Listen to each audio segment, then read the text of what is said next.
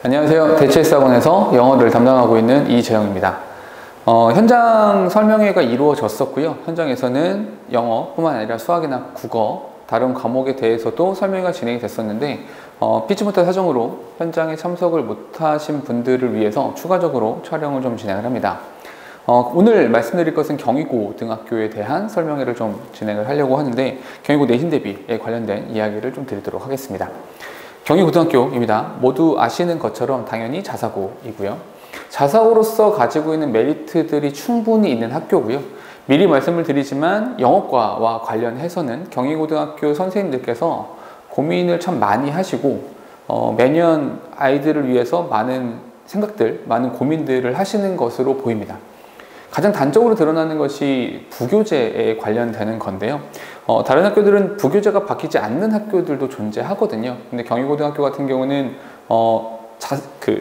부교재가 매번 바뀌는 걸 보면 선생님들께서 얼마나 우리 아이들을 위해서 애쓰시는지 좀 엿볼 수 있는 부분이 아닌가라고 생각을 합니다.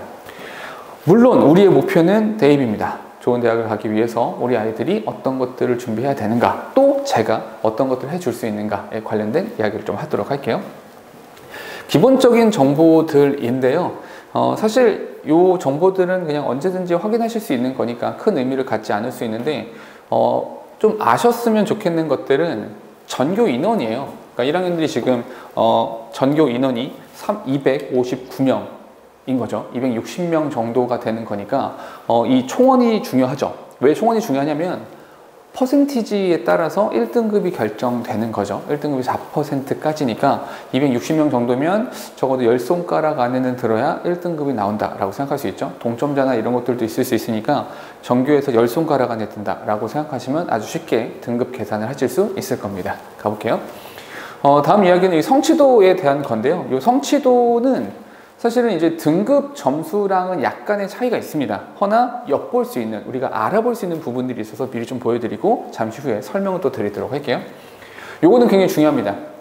우리 아이들이 어떻게 등급을 받는가, 점수를 받는가에 대한 평가 부분인데요.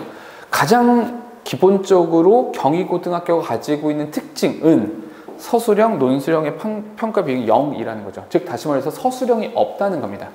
전부 다 객관식으로만 이루어진다라고 하는 것, 그것이 굉장히 중요한 특징이에요. 왜냐하면 우리 아들들이기 때문에 우리 아이들이 서술형을 쓰거나 하는 부분에 익숙하지 않거든요. 그래서 객관식으로만 이루어져 있다라고 하는 것은 우리 아이들한테 큰 장점이 될 수도 있는 부분이 아닐까라고 생각을 합니다. 또 하나 굉장히 중요한 건데요. 여기 색깔이 잘 안 보이실 수 있는데 지필평가가 50%고요. 수행평가가 50%입니다. 5대 5의 비율이에요. 이거는 꽤 의미가 있는 숫자입니다. 왜냐하면 지필고사는 우리 아이들이 내신 대비를 언제부터 시작할 거냐면 3월 첫째 주부터 본격적인 시작이 이루어질 거고 4월 말 5월 초에 시험을 치르게 됩니다. 그럼 거의 2달 가까운 기간 동안 우리 아이들이 내신 대비를 하게 되는 거거든요. 굉장히 긴 시간이죠. 많은 선생님들께서 설명회 때 이런 말씀 하십니다. 중학교 때랑 고등학교 때랑 많이 다르다. 분량이 막 10배 차이가 난다. 이렇게 말씀을 좀 하시는데 10배까지 차이가 나는 건 좀 이렇게 약간 과장된 부분이 좀 있는데 사실 고등학교 올라와서 내신 대비에 많이 집중을 하게 되는 것은 맞습니다. 그럼 왜 그러냐? 분량이 그렇게 많아서 그렇게 집중하는 것이냐? 그건 아니고요. 준비하는 기간이 굉장히 길다라는 거예요. 중학교 때는 시험 2주 전, 3주 전쯤에 시작해서 본문 외우고 문제 풀고 시험을 보지만 고등부 올라와서는 해야 될 것들이 굉장히 많은 거죠.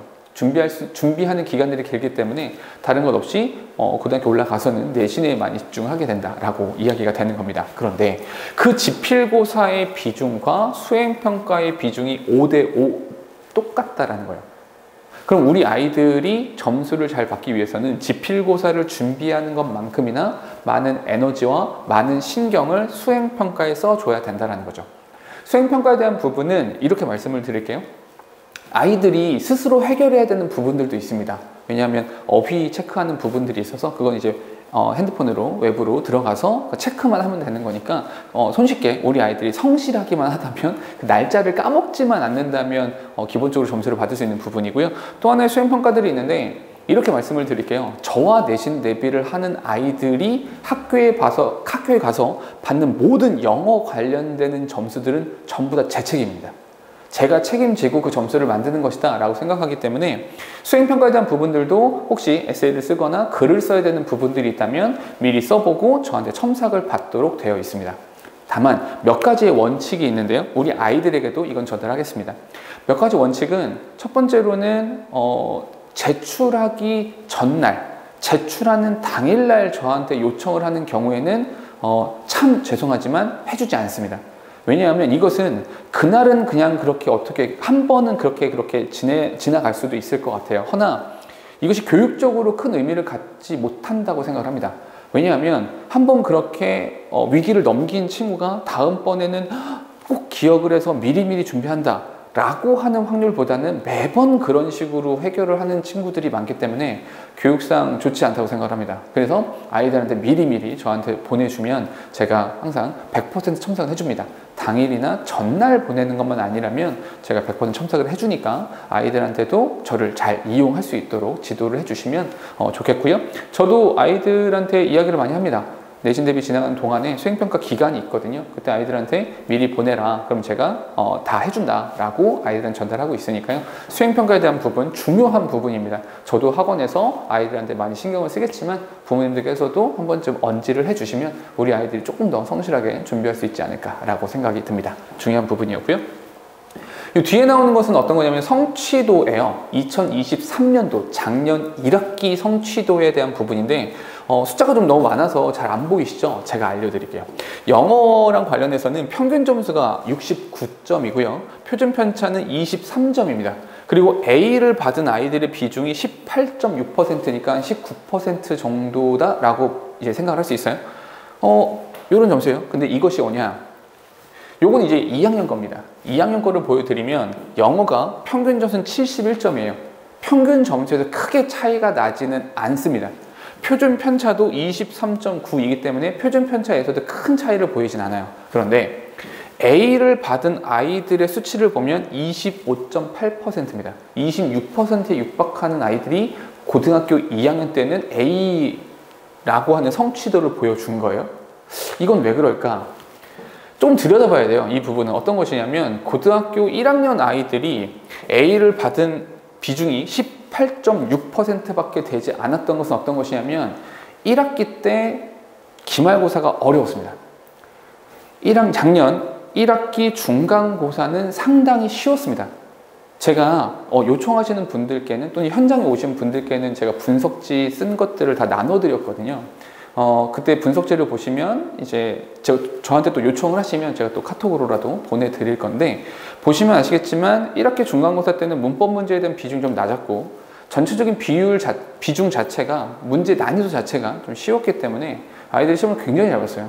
100점 맞은 아이들이 10명이 넘었습니다. 12명 정도 됐었는데 100점 맞은 아이들도 많고 했기 때문에 점수가 너무 높아진 거죠. 근데 1학기 기말고사 때 상당히 어려웠습니다.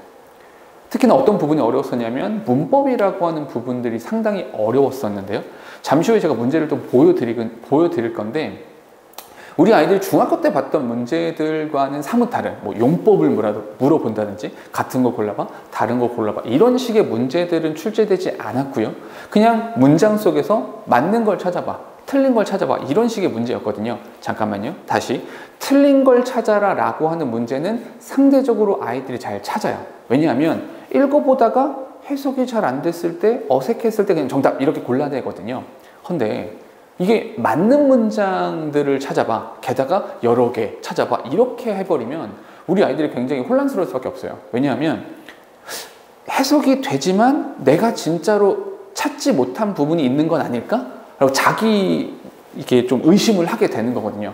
그래서 맞는 걸 찾는 것이 훨씬 더 어렵습니다. 우리 아이들이 체감하기에는. 그러니까 그런 문제들이 연속해서 8문제, 9문제가 주르륵 나와버린 거예요. 그러니까 우리 아이들이 느끼기에는 상당히 어렵다, 힘들다 이렇게 느낄 만한 그런 문제들이었고요. 실제로 아이들이 많이 힘들어 했었어요. 그래서 기말고사가 좀 많이 어려웠었기 때문에 A등급 A 성취도를 보인 아이들의 비중이 좀 낮았던 겁니다.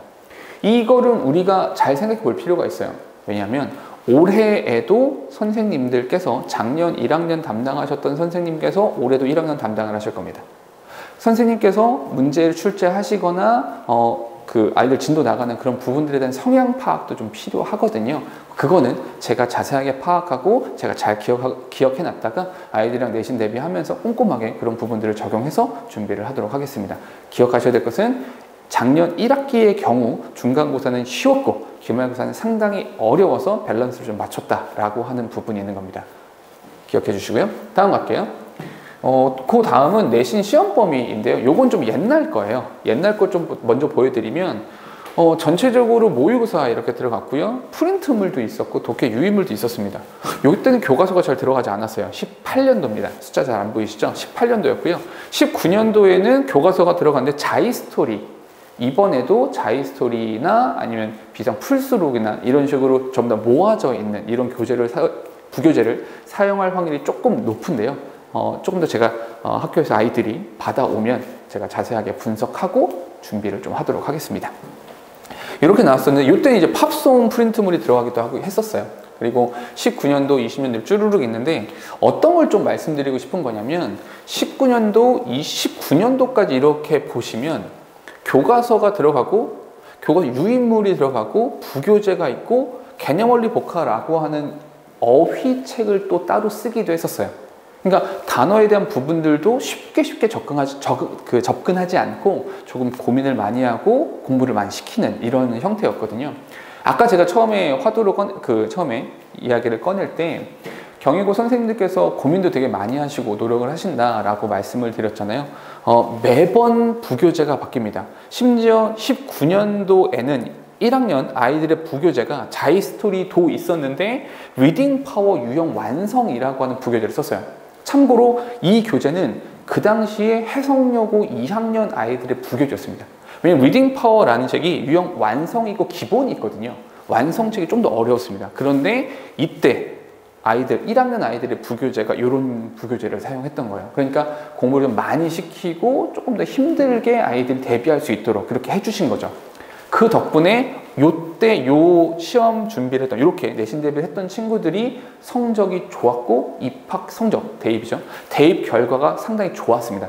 그러니까 이렇게 좀 힘들게 공부하는 것도 괜찮다. 그리고 장기적으로 봤을 때는 좀 좋은 면들도 있다라고 말씀을 드릴게요. 다시 정리해서 말씀을 드리면 부교재가 매번 바뀐다.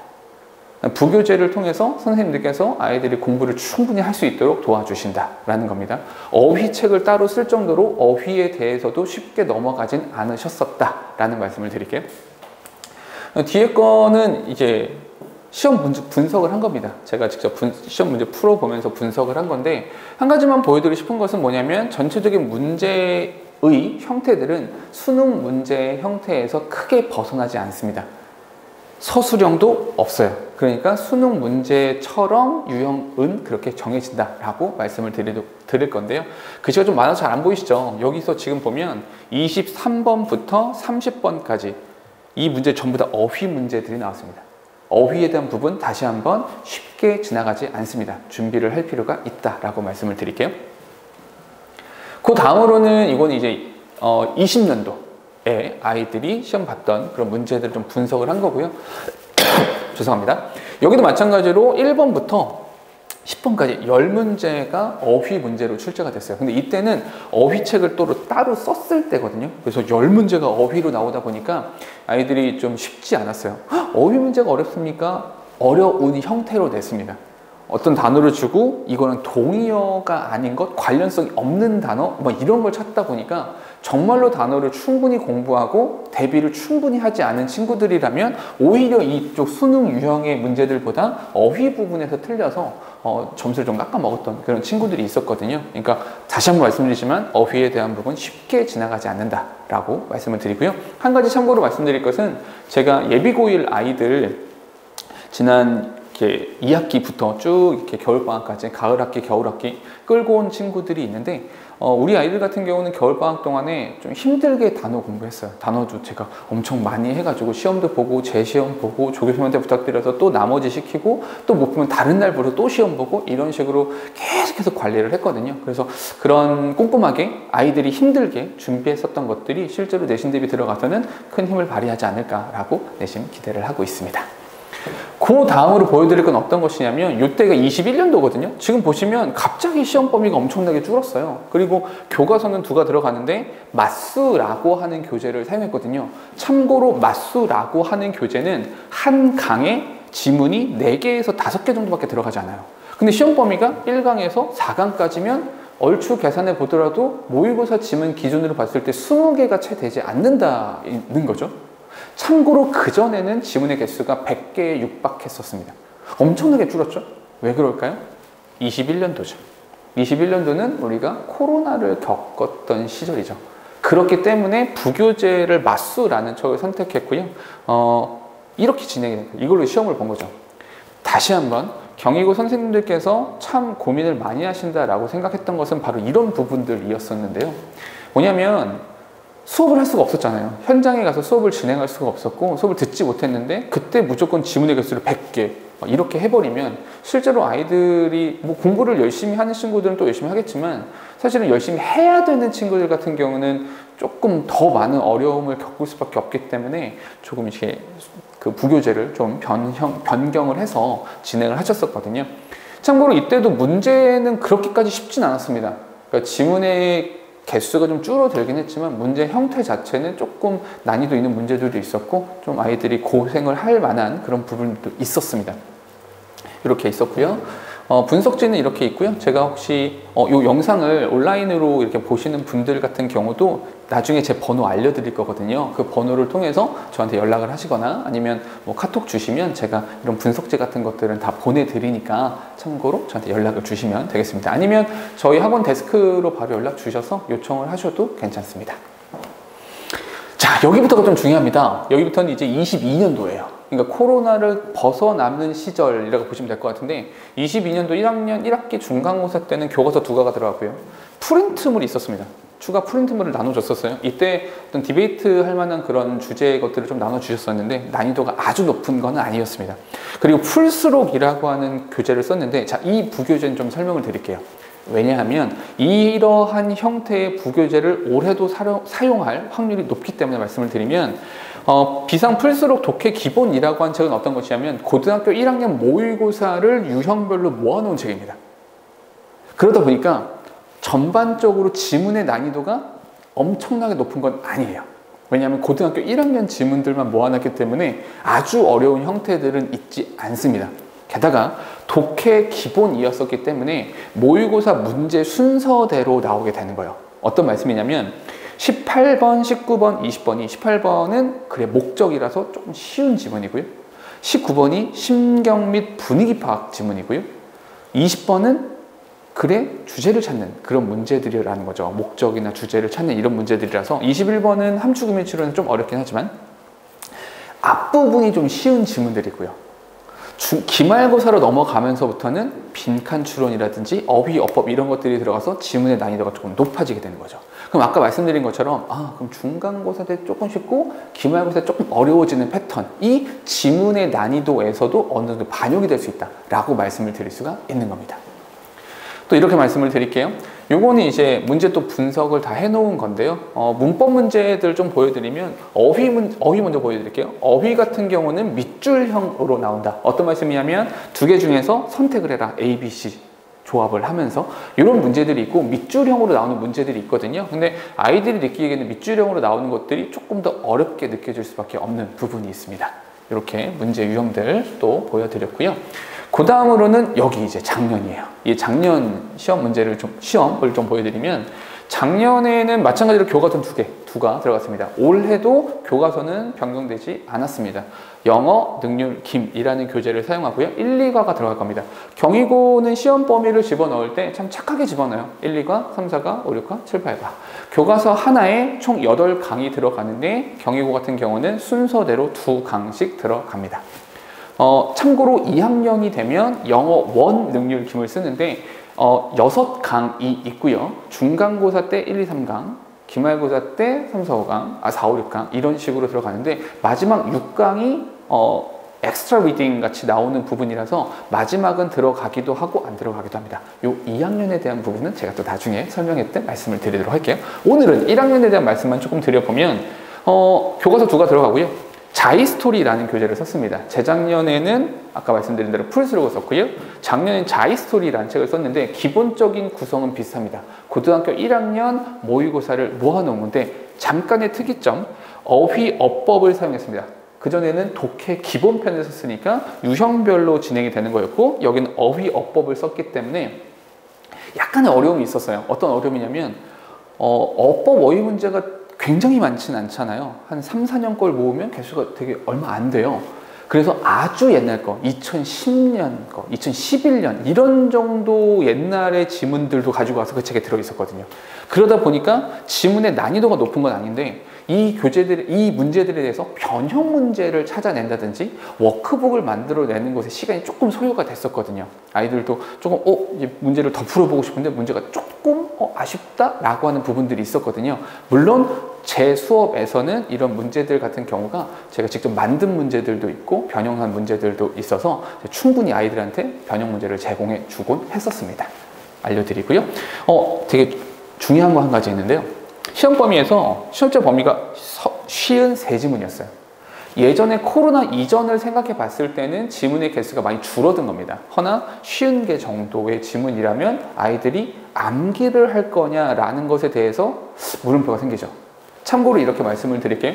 저와 내신 대비를 하면서는 저는 교과서건 부교재건 본문을 달달달 암기해라 라고 하는 것을 시키지 않습니다. 특히 경희고는 그런 것을 시키지 않습니다. 차라리 그렇게 외울 에너지가 있고 정신력이 있으면 다른 과목을 더 공부해라 이렇게 말을 합니다.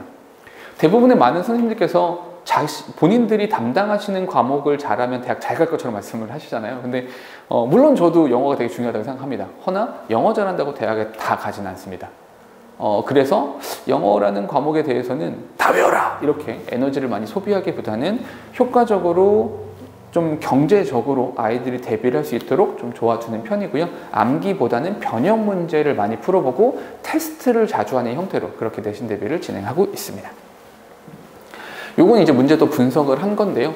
보시면 중간고사 때니까 문법 문제를 찾기가 좀 어려운 형태예요. 문법 문제에 대한 비중이 낮았다라고 아까 말씀을 드렸었죠. 정리해서 말씀드리겠습니다. 정리해서 말씀드리면 경희고등학교 최근 추세는 문법 문제를 통해서 난이도 조절을 한다라는 겁니다. 문법 문제, 그러면 좀 궁금하실 수 있어요. 도대체 문법 문제가 어떻게 나오는데 보여드릴게요. 이게 문법 문제였습니다. 조금 잘 안 보이실 수도 있는데 보시면 번호만 써 있고 문자 밑줄이 없어요. 선택형도 아니고 밑줄형도 아니고 그냥 나온 겁니다. 이 상태에서 잘못된 거 찾아봐. 혹은 이 상태에서 맞는 걸 찾아봐. 이렇게 나오는 거죠. 그럼 아이들이 느끼기에는 이거 어떡하지? 일단 우리 아이들은 어떻게 접근하냐면 일단 읽고 해석을 합니다. 해석해서 자연스럽게 했을 때는 맞는 문장인 것 같아. 해석이 잘 안 되면 틀린 문장 같아. 근데 잠깐만요. 본인 해석 능력이 조금 부족해서라면요. 참 웃기죠? 문법 문제인데 본인의 해석 능력이 좀 부족해서 운 좋게 정답을 고를 수도 있지만 오답을 고르게 될 확률도 있다는 거죠. 그런 식으로 접근하면 안 된다는 겁니다. 우리 아이들이 겨울방학 동안에 저랑 같이 고생했었던 부분들은 이런 문법 문제가 나왔을 때 어떻게 문제를 풀 거냐, 어떤 순서로 문장을 읽어갈 거냐라고 하는 부분들을 훈련했거든요. 우리 아이들도 저랑 내신 대비를 시작하게 되면 그 순서를 알려줄 겁니다. 물론 겨울방학부터 일찌감치 시작해서는 좀 더 좋았겠지만 그런 아쉬움은 뒤로 하고요. 어쨌거나 제가 알려줄 것은 문법 문제가 이렇게 출제가 됐을 때 어떻게 문제를 풀 거냐, 어떤 순서대로 분석을 할 거냐, 그 순서를 아이들한테 알려주게 될 겁니다. 훌륭하게 문제를 풀 수 있도록요. 이게 문법 문제였었고요. 또 하나는 고급 어휘에 대한 강조 부분이 있다라는 건데 교과서 본문을 아예 변형하진 않습니다. 이거 말씀드릴게요. 어떤 학교들은 교과서 본문을 많이 변형하는 학교들도 있어요. 대치권에 있는 여고라든지 이런 학교들은 좀 이렇게 본문을 바꾸기도 하거든요. 헌데 경희고는 본문을 변형하지 않습니다. 본문은 그냥 그대로 사용을 해요. 단 어휘를 좀 바꿉니다. 작년 같은 경우에 좀 아이들이 이게 뭐지? 라고 했었던 부분이 빈칸 추론 문제가 나왔는데 빈칸 추론에 나오는 선택지에 있는 단어들이 조금 어려웠어요. 아이들이 느끼기에 뭐지? 내가 분명히 교과서 내신 대비하면서 봤던 그 단어가 여기 없네? 그 단어가 동의어가 나온 거예요. 그래서 아이들이 조금 힘들어 했었거든요. 그래서 저희 반 같은 경우는 제가 내신 대비하는 저희 반은 동의어라는 부분을 어떻게 대비를 하냐면 이렇게 문제가 출제가 되거든요. 이런 intimidate라든지 이런 단어 조금 어렵거든요. 이런 단어들, 그리고 efficiently라고 하는 이런 단어들도 조금 난이도가 있거든요. 그래서 이런 것들을 어떻게 준비하는가? 저희 반은 이렇게 동의어 사전을 따로 만들어줍니다. 제가 조교 선생님들께 많이 도움을 받아요. 되게 감사한데 저희 조교님들께서 기본적으로 채점도 다 해주시고요. 과제 나눠주시거나 출결 체크를 하거나 이런 부분을 많이 도와주세요. 변형 문제 같은 거 편집 같은 것도 많이 도와주시고요. 헌데 절대로 제가 100% 담당하는 부분은 테스트지를 만들거나 이렇게 동의어 목록을 만드는 건 100% 제가 합니다. 왜냐하면 이런 부분들은 조교 선생님께서 도와주기 조금 어려워요. 왜냐하면 어느 정도 영어 실력 좀 있어야 되기 때문에요. 그래서 지금 보시면 하나의 단어가 있고 한글 뜻이 있고 동의어를 3-4개씩 이렇게 쭉 써주거든요. 물론 이건 테스트를 봅니다.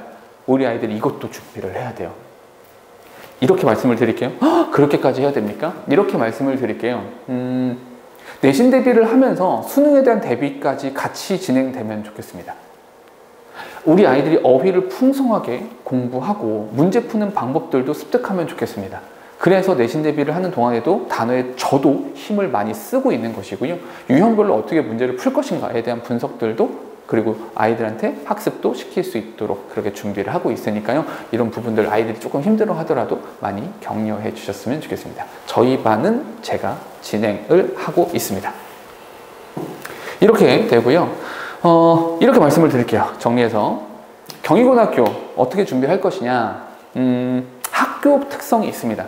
서술형이 없다라는 것, 부교재가 매번 바뀐다라는 것, 그리고 시험 문제 자체가 수능형으로 나온다라는 것, 이런 부분들이 있고요. 또 하나는 학년별 특성도 약간 있어요.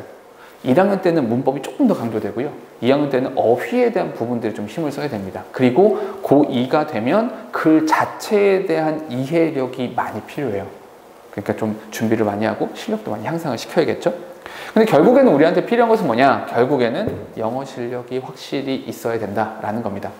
내신 대비를 한다고 해서 점수가 무조건 잘 나오지는 않습니다. 물론 제 아이들이 좋은 점수를 받을 수 있도록 저는 최선을 다할 겁니다. 허나 와서 공부를 해야 됩니다. 제가 함부로 제 수업을 들으면 무조건 1등급 받습니다. 제 수업들은 무조건 다 100점 맞아요. 이렇게 사기치고 싶지는 않습니다. 다만 저와 같이 내신 대비하는 친구들이 정말 최선을 다하고 정말 노력하고 어려운 부분들이 있어도 이를 악물고 버틸 수 있도록 제가 곁에 설 겁니다. 저랑 같이 준비하게 될 것이고요. 함부로 아이들만 남겨두거나 아이들 알아서 해라 이렇게 하지 않을 겁니다. 아까 말씀드린 대로 지문의 개수가 많습니다. 쉬운 개 정도가 되는 지문도 적은 개수는 아니죠. 저희 반은 모든 지문들을 전부 다 100% 수업을 합니다. 이건 쉬운 지문이니까 알아서 읽어봐 이렇게 하지 않습니다. 모든 지문들은 같이 읽으면서 같이 분석하고 같이 수업으로 진행을 하고요. 모든 지문들에 대해서 변형 문제가 100% 제공됩니다. 그리고 단락별로, 단계별로 테스트를 많이 봅니다. 오히려 아이들한테 그냥 해석해봐 이런 것보다 변형 문제를 주고 테스트를 보는 것들을 아이들은 좋아하거든요. 왜냐하면 실전 감각이라든지 이런 것도 살려야 되기 때문에요. 아까 말씀드린 것처럼 그런 식으로 진행하면서 문제를 푸는 방법이라든지 빈칸 주로는 어떻게 풀 것인지, 그래 순서는 어떻게 풀 것인지 이런 이야기들도 함께 진행을 할 겁니다. 내신에 대한 이야기를 조금만 더 말씀을 드리도록 할게요. 요거는 뭐냐면 제가 내신 대비하면서 아이들한테 교재를 주거든요. 저는 개인적으로 프린트물을 제공하는 걸 좋아하지 않습니다. 왜냐하면 프린트물을 주게 되면 아무래도 우리의 아들들이기 때문에 그런 프린트물이 자꾸 사라져요.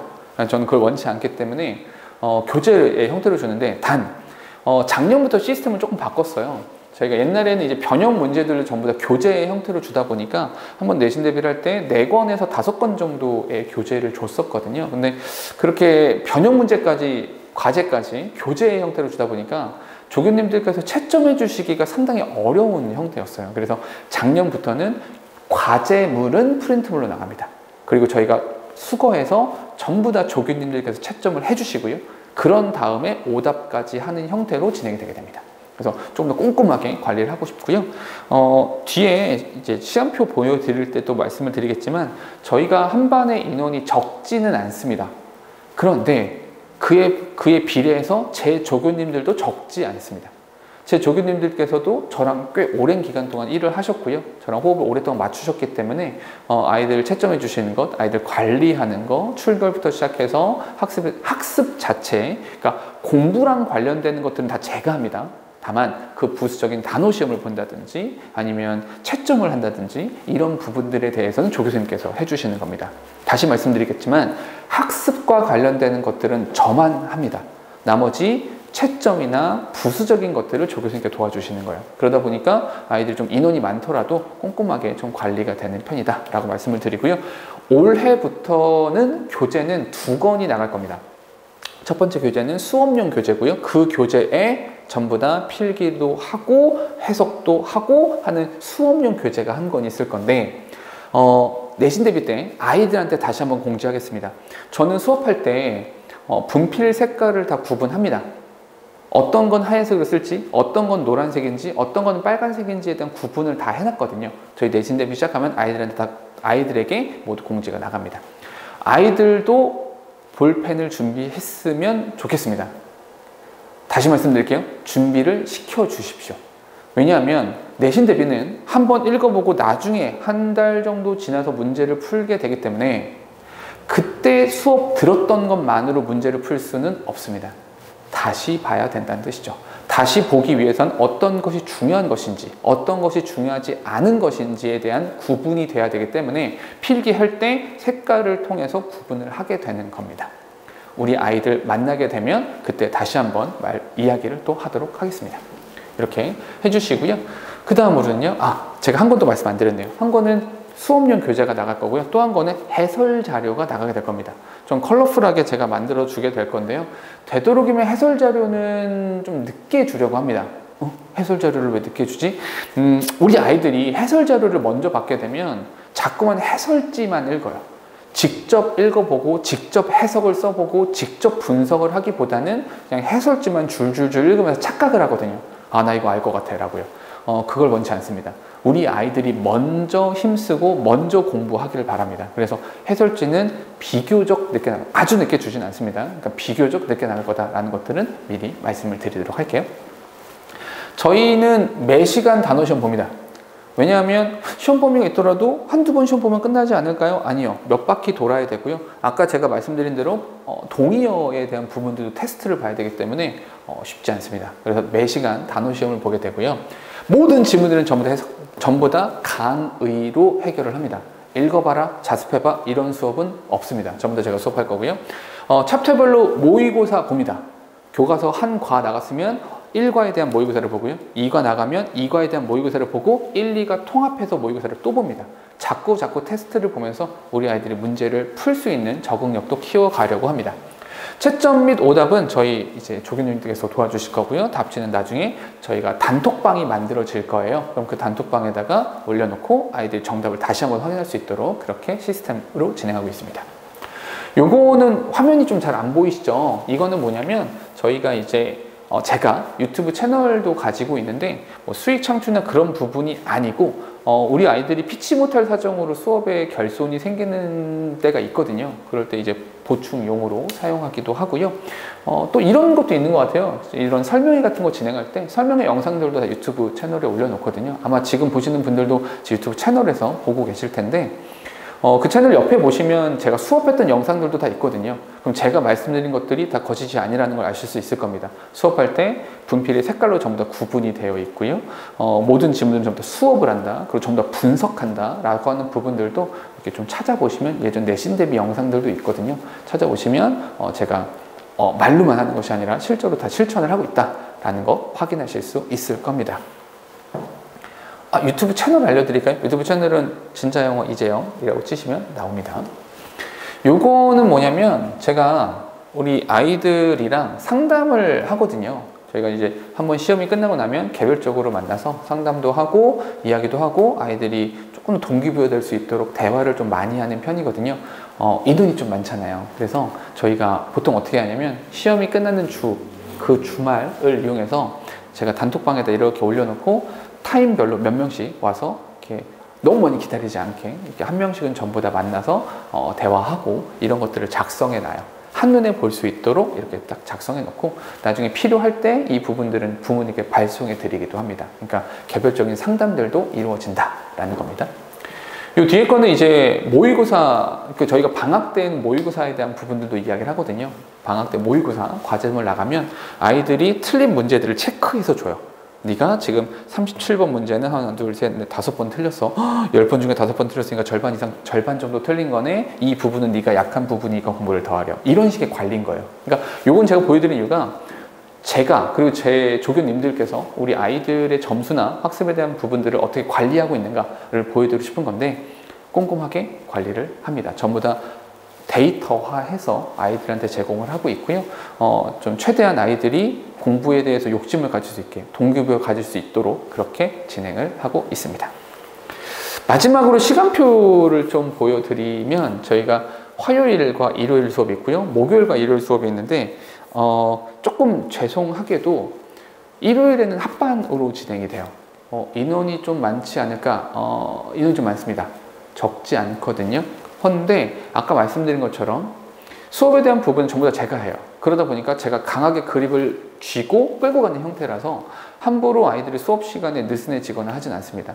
참고로 저는 수업 시간에 장난치거나 저와 농담을 하는 거는 전혀 개의치 않습니다. 아이들이랑 친하게 지내고 농담도 하고 괜찮아요. 허나 본인들끼리 농담을 하거나 본인들끼리 딴짓을 하거나 하는 것은 허락하지 않습니다. 또 한 가지, 제 수업 시간에 아이들이 약간의 간식거리, 뭐 사탕을 먹는다든지 껌을 씹는다든지 괜찮습니다. 왜냐하면 그렇게 해서 수업에 집중만 할 수 있으면 되거든요. 제 수업은 그렇습니다. 약간의 자유를 주지만 그 자유에 대한 책임도 철저하게 물을 겁니다. 그리고 아이들이 인원이 많다 하더라도 저와 소통하고 저와 이야기할 수 있도록 하고 있고요. 또 하나 조교선생님들이 좀 계셔서 조교선생님들께서 아이들을 개별적인 관리나 이런 부분도 신경 써주고 계시니까요. 이는 조금 많아서 걱정이 되시더라도 한번 믿고 맡겨주시면 제가 꼼꼼하게 관리를 하도록 하겠습니다. 시간표는 이렇고요. 제가 준비한 이야기는 여기까지입니다. 이 이후에 내신 대비가 시작이 돼요. 설명회 직접 오셨던 분들은 제가 현장에서 또 다른 이야기 한 것도 있으니까 참고해 주셨으면 좋겠고, 혹시 설명회 현장에 오지 못하셨던 분들도 이런 영상을 통해서 한번 보시고 제가 이야기하는 말투, 목소리의 톤, 행동 이런 것들을 보시고 또는 다른 영상들 클립을 보시면서 제가 어떻게 수업을 하는지를 보시면 우리 아이들과 호흡이 잘 맞을지 잘 맞지 않을지 이런 것들을 가늠하시기에 좋지 않을까라고 해서 이 영상을 준비한 거고요. 저도 준비를 열심히 하겠습니다. 믿고 귀한 아이들을 맡겨주시는 것만큼 저도 최선을 다하고 우리 아이들이 정말 좋은 점수, 좋은 결과를 얻을 수 있도록 노력하도록 하겠습니다. 아이들과도 좋은 인연이 계속해서 이어지면 좋겠습니다. 준비한 건 여기까지고요. 다음에 또 인사드리도록 하겠습니다. 감사합니다.